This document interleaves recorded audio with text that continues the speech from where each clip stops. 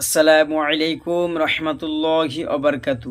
আমাদের অনেকের মনের মধ্যে একটি প্রশ্ন বারবার জেগে ওঠে। প্রশ্নটি হচ্ছে এই: যারা দুধের বাচ্চা, দুধের ছেলেমেয়ে, অর্থাৎ যারা 2 মাস, 3 মাস, 4 মাস, 5 মাস, 6 মাস, 1 বছরের বাচ্চা, যারা মায়ের কোলে শুয়ে এখনও দুধ পান করে, এমন ছোট বাচ্চা, তাদের পেচ্ছাব, তাদের পায়খানা পাক নাকি না পাক।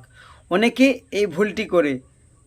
2 মাস, 5 মাস, 6 মাসের বাচ্চা পেশাব পায়খানা গায়ে লাগে, অথচ কাপড় চেঞ্জ করে না, কোমর ধোয় না।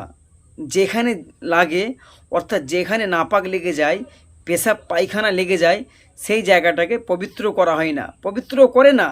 অনেকে মনে করে দুধের বাচ্চাদের পেশাব পায়খানা নাপাক নয়, পাক। যারা এটি মনে করেন সম্পূর্ণ ভুল ধারণা, সম্পূর্ণ ভুল মাসালা।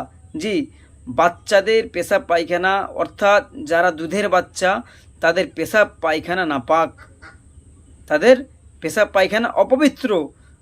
যাদের গায়ে লাগবে তারা অবশ্যই সেই জায়গাগুলি পবিত্র করে নেবেন, ধুয়ে নেবেন। যে কাপড়ে লাগবে সে কাপড়গুলি চেঞ্জ করে নেবেন, পরিবর্তন করে নেবেন। এই ভুলটি আর করবেন না।